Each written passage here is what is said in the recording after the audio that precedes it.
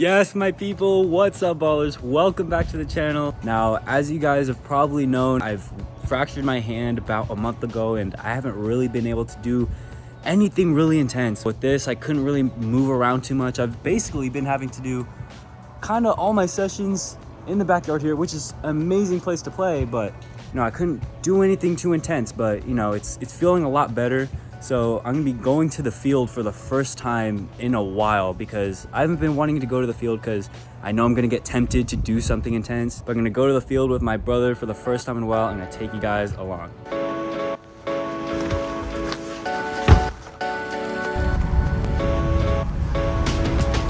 Good boy. Good boy.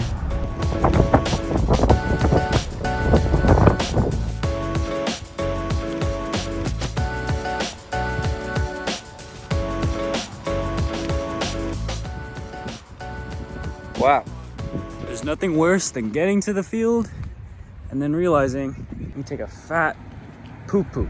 But we'll get it over with and then get a good session. Let's go. So I'm gonna be making this video into like a Q&A form as well. And a question that one of you guys asked is what got me into soccer or football? But basically I started playing football when I was 5 years old. So I've been playing this sport for a long time now. And really, I just played it for fun at the time. Ever since I was 5 up until like age 12 or age 13, I really never took the sport seriously. I'll be completely honest. I really just played it because it was fun. I didn't really have in mind of making a future out of football. And I started watching players like Pogba and Messi, Ronaldo, and that's what just really inspired me to take football to the next level. And that's really what inspired me to keep playing today. Just taking that inspiration from other players and wanting to make a future out of that.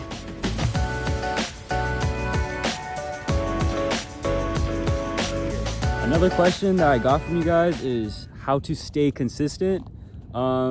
This is a really good question because you can approach this question at multiple angles, because I'm a firm believer that every single athlete, every single person has those days where they just don't want to put in the work. Really, it's on those days where it's the most important to just to take action. And really 80% of the work is done just by showing up, because if you at least show up, you're not going to show up to the field or show up to the gym and not do anything.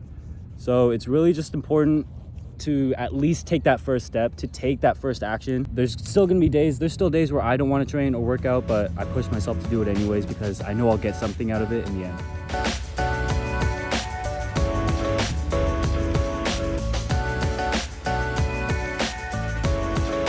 Just so you guys know, obviously, first session back on a big field.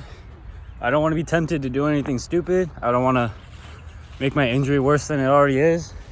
So I'm trying to keep it really light. Maybe just a little bit of shooting, but I'm not going to move around too much. I don't want to sprint. I don't want to do anything stupid or fall over or anything like that. Just keep it simple.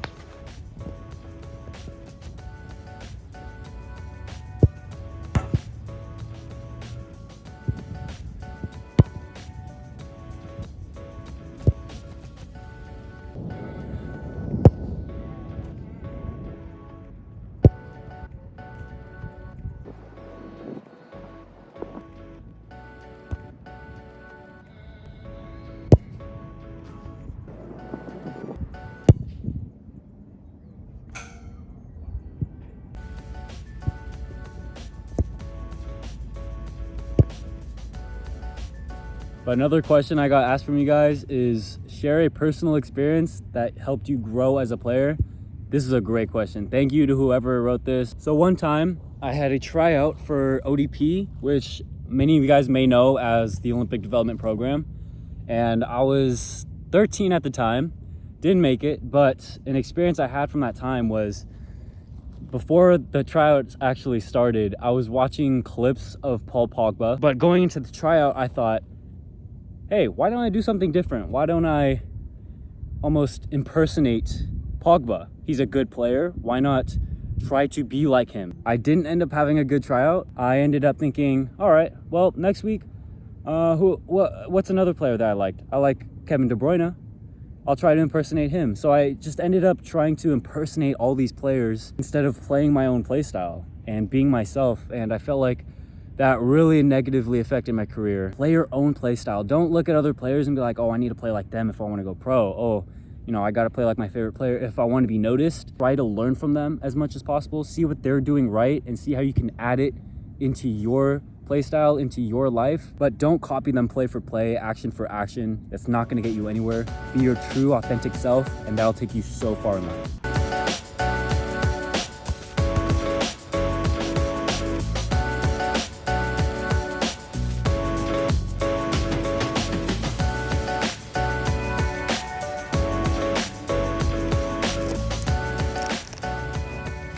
All right, just finished the session, did a little bit of passing and shooting. It wasn't too intense, so my body's feeling good.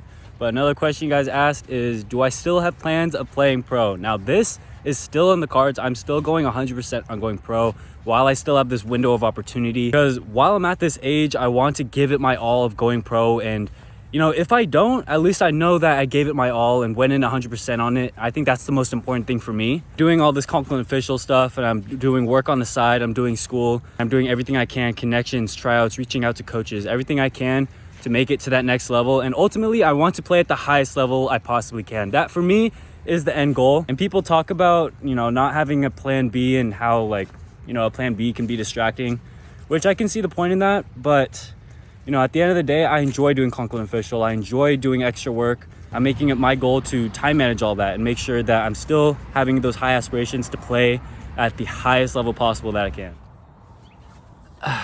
So it's actually been 2 days since the session that I just showed you guys, but I'm going to be continuing the Q&A here. And a question I got asked is, what team do I play for? Right now, I play for Ohlone Community College in California, and we play in the NJCAA division, which is pretty much like the NCAA, but for community colleges. And in my semi-pro team, I play for JASA RWC. And right now I'm training with Ohlone throughout the summer and gonna play a summer season with JASA RWC. And I'm planning on transferring to UCLA next year. And I haven't told you guys that yet, but yes, I'm going to UCLA for my academics. And I can make a separate video for you guys in the future if you want a more in-depth talk on why I'm going there or what I'm going to be doing there or what my plans are for there in the future. So let me know in the comments if you want to see that. I'm going to do a few more questions for you guys. And another question I got was, how do you stop being nervous at the first few minutes of the game? In my opinion, guys, I think you shouldn't even try to stray away from being nervous. I think there's levels to it. I think you shouldn't let your nerves take over you, which is where mental training comes into play. You want to have a level of nervousness so that you're on edge, so that you're focused. You know, nerves are there for a reason. It's not to bring you down or make you feel worse about yourself. You know, we have these nerves to channel our inner focus. Imagine going into a game without feeling nervous. You'd probably feel like you'd have all the confidence in the world, but in reality, the games where I didn't go in with nerves, if you're nervous before a game, that shows you're doing the right thing. You know, you care about winning, you care about your performance, so don't try to suppress that. Another question one of you guys asked, I'm trying to play for an academy, but I need some advice. Honestly, I wish I could give the best advice possible, but if I'm gonna be completely honest, I don't know how many of you guys don't know this, but I never played Academy. I never played MLS Next. I never played ECNL. I've never played ODP. I came straight out of club soccer. But if you want to get into that Academy team, one thing I highly recommend, this is an obvious thing, it's already to get a highlight video, to make a CV and reach out to that coach and ask for a tryout. Have them see your highlight video and CV so that they can see you as a player. Try to invite them to a game of yours. If you have a game, like a tournament, so like try to invite them to come watch you play live. That's really crucial. But another thing that you guys should try to do, I highly recommend you guys try to find an inside man. What I mean by that is try to find like a connection in there. Like reach out to the players that are on that team if you know of any of them. Try to reach out to them on Instagram, LinkedIn. Connections go a long way in football, regardless of what you guys may think. So try to find someone that's in the team and connect with them so you can have connections within that team. Last question for you guys, and this is honestly one of my favorite questions I've probably ever been asked.